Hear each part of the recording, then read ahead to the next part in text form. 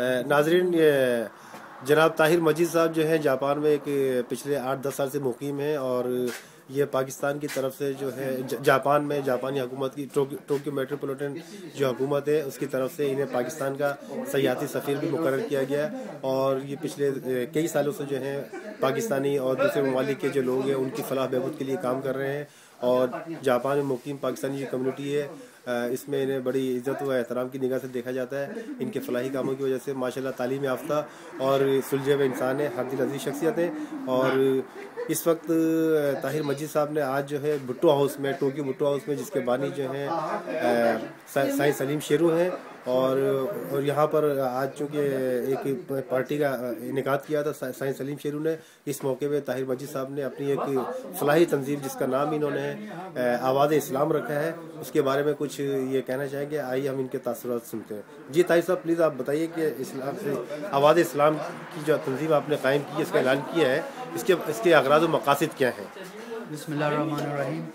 सबसे पहले तो मैं आपका और आपके इदारे का शुक्रिया अदा करता हूँ कि आपने मुझे ये मौका दिया कि मैं अपने ख्यालात बाकी कम्युनिटी के बाकी जो मुअज़्ज़ज़ अरकान हैं उन तक पहुँचा सकूँ।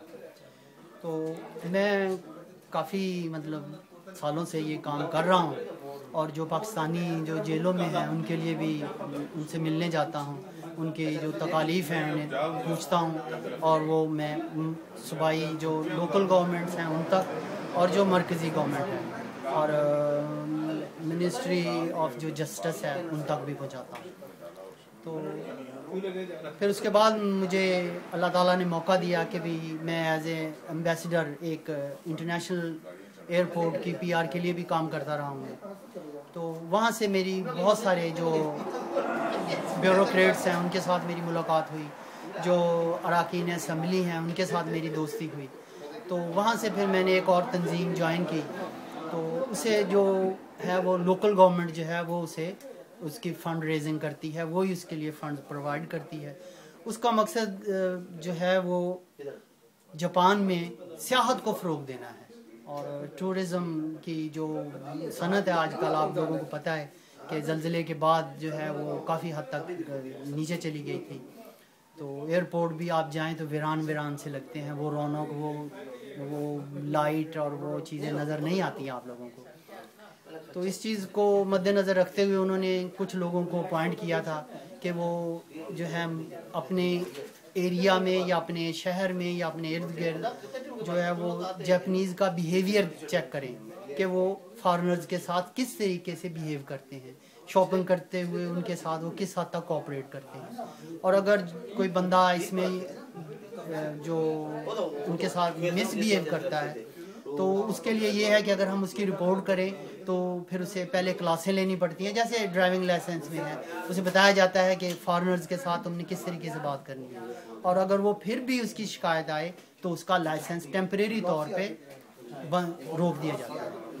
ताहिर साहब, ये बताइए कि आपने अभी कहा था कि पहले बात करने ये एक तंजीम का ऐलान करने से पहले कि जापान में जो पाकिस्तानी और दूसरे ममालिक जैसे बांग्लादेश है या सोमालिया है या दूसरे और ममालिक के ईरानी हैं या और ममालिक के जो लोग यहाँ पर आगे जो इस वक्त जापान की जेलों में मुक़ीद हैं या छोटे मोटे केसेस में या बेगुनाह तौर पर उन्हें पुलिस में रखा हुआ है, इमिग्रेशन में रखा हुआ है, उनकी आप किस तरह मदद करना चाहेंगे आप? हाँ, उसमें ये चीज़ें हैं कि जिन लोगों का तो ट्रायल हो चुका है, जिन्हें तो कोर्ट की तरफ से सज़ा हो गई है, उन्हें भी ख़ास कंडीशंस में रहा करवाया जा सकता है कि उन्हें उनके मुल्क में शिफ्ट करवा दिया जाए। ये सज़ा जो वहाँ जाके वो वहाँ पूरी करें, ताकि एक तो यहाँ पे रहना और दूसरा हुकूमत के पास अब वो वसाइल नहीं रहे जापान की हुकूमत के पास। वो भी चाहते हैं कि जो बंदे जिन्होंने यहाँ जुर्म किया है अगर वो चाहें तो वो अपने मुल्क में बाकी सजा काट सकते हैं, लंबी सजाएं पाने वालों के लिए। आप कोशिश कर रहे हैं कि जो उनकी बाकी जो सजाएं वो अपने मुल्क में चले जाएं। और वहाँ पे ये होता है कि वो अगर इंसानी हमदर्दी के तौर पर अपने हेड ऑफ स्टेट से रिक्वेस्ट करें तो वो माफ़ भी हो जाती है अपने मुल्क में जाके। तो एक तो ये तरीका है।